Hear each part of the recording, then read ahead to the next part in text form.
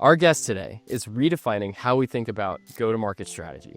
Stefan Uman, a former Microsoft managing director turned go-to-network enthusiast, has managed billion-dollar portfolios and led teams of 450 people, a top-ranked social seller on LinkedIn and sought-after advisor. Stefan brings a fresh perspective on turning networks into real business value. Get ready for some game-changing network insights as we welcome Stefan Uman to the show.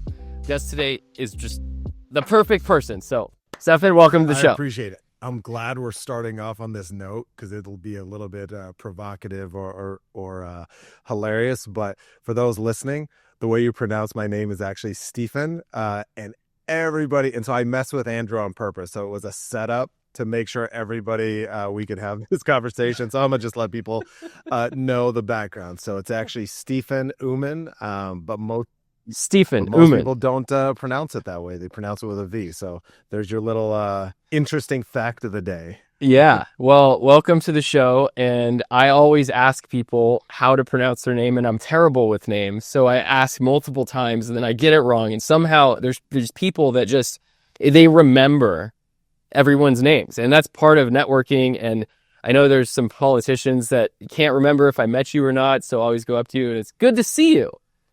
Right, 100%. Is the line, because you're not sure if you met them before. And it's interesting, for me, that's the way that I've been handling things. So if I come up to you and say, it's good to see you, I don't remember if we've met before.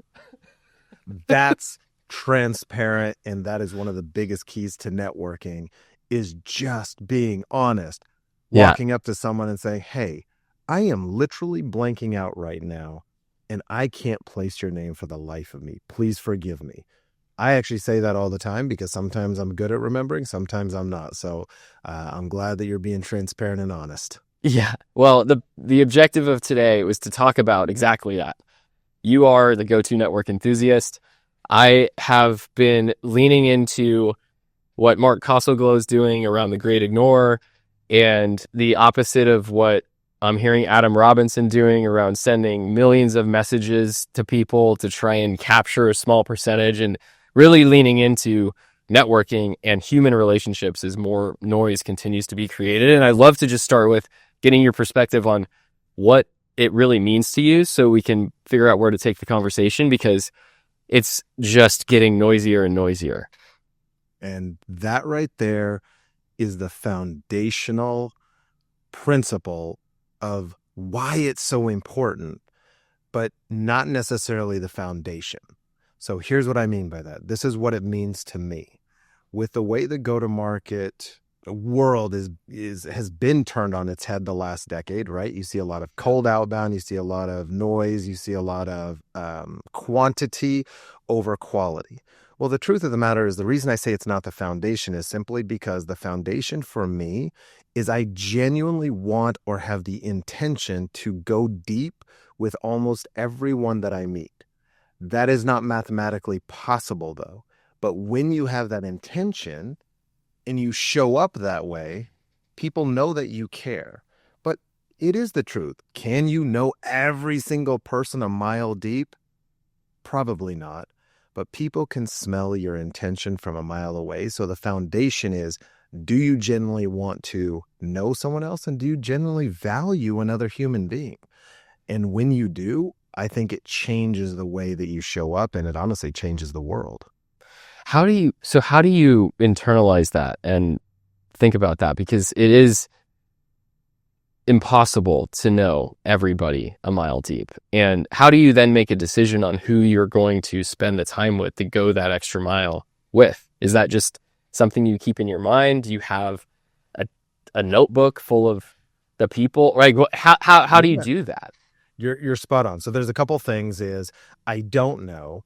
And that's why I've tailored or coined this term, no agenda meetings. And you'll see me write a lot about those on LinkedIn, where my goal is, if I meet you, there's no agenda, there's no barrier, because barriers and focus end up actually reducing creativity. But what happens is the conversation will naturally lead itself to a course where we both say, hey, I can help you, or you can help me, or we can't. Yeah. And it's when you take off the barriers that happens. In terms of how I structure it or how I track this, I actually finally created a Google Doc, and I just Okay. notate anyone new. I put a note there that of what they're looking for, anything, so it stays top of mind. I also make sure I get people's cell numbers. I put a little note in there. I make sure I get their birth dates, just something of that nature more times, than not. Sometimes I forget, but as a general rule, there's those three things that I do. And the third one is actually try to connect on LinkedIn, right? Or just have some sort of social media presence. But if I do those three things, typically the course of nature runs itself for me. So I don't actually So, have to think about it. so before we hit record, I was walking you through an agenda. Feels like we just need to throw that away because I'm trying putting a podcast together. You inherently, at least I feel like maybe this is an opportunity for you to have the No Agenda podcast, but help me with going the direction of talking about these relationships and whether or not we should just throw out our agenda and talk about something totally different, or if we should stay on track here. It's funny because you are spot on. The best podcast I've ever done have just been conversations. And it also depends on the guest. And this is the thing about networking is, remember, if I were to say, this is what we want to throw, like, this is just me. Yeah. If I were to throw GTM on its head and say, everyone's going to do this wrong this year, here's what it boils down to. There's a couple basic premises or things that I believe. Okay. Number one is cold outbound doesn't come first, it comes last. Because who in their right mind would choose to cold call someone instead of trying to get a warm intro? Just logically doesn't make sense, right? So I think that's something that people fundamentally get wrong. But when I think about networking specifically, it's not about me. Or if I'm talking or consulting or coaching someone, I'll say it's not about you. It's about the other person. So just like in this No Agenda podcast, if you want to throw it out, some people need that structure because that's who they are. And they're not easily adaptable to speaking on the spot. Like, that's fine. We all have values and different ways and strengths that we do things. For me, I have just found that having no agenda sometimes is helpful for my creativity. But there are Yeah. other podcasts where, like, that creativity would not make sense because we would go off in tangents all Well, over. part of me wants to say, let's just throw it out and start talking about basketball. But the point of this is supposed to be short snippets and have an agenda. But part of me is now thinking, well, maybe I need to rethink this whole podcast strategy. But so you're right, though. I'm going to agree with you that cold outbound should be last. I see people blasting and burning their TAM and just sending messages out. And obviously you're not going to come back with a really articulated message 6 months later after you realize you should never have done that, because they're going to remember that first impression, because that's another thing, right? The first time we met was you having a no agenda and coming in with like, what's happening? And it was great. Like, the first impression, we're still talking to each other and building a relationship.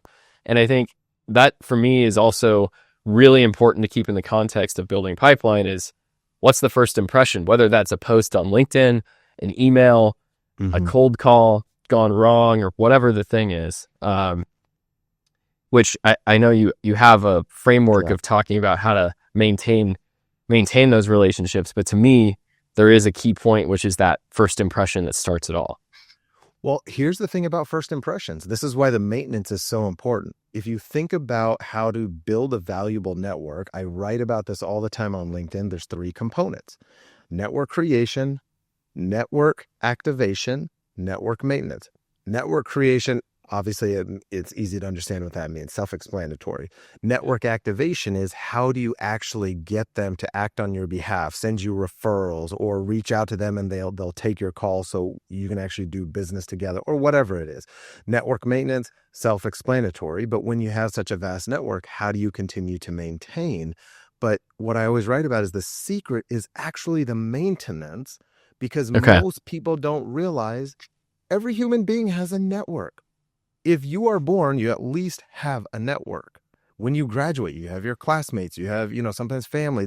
And so if you don't understand how to maintain what you have, how do you intend to create and grow? And so that's the key right there, is just maintain what you have. And here's where that first impression comes. If someone introduces you, so because I knew you, Yeah. I met Ratchet and I really got turned on him from Centralize because I saw you guys connecting online, and that's what allowed me to reach out. And because I knew you, there was automatic credibility when I reached out to Ratchet just to get to know him because I liked what he was doing. And I could give you story after story after story.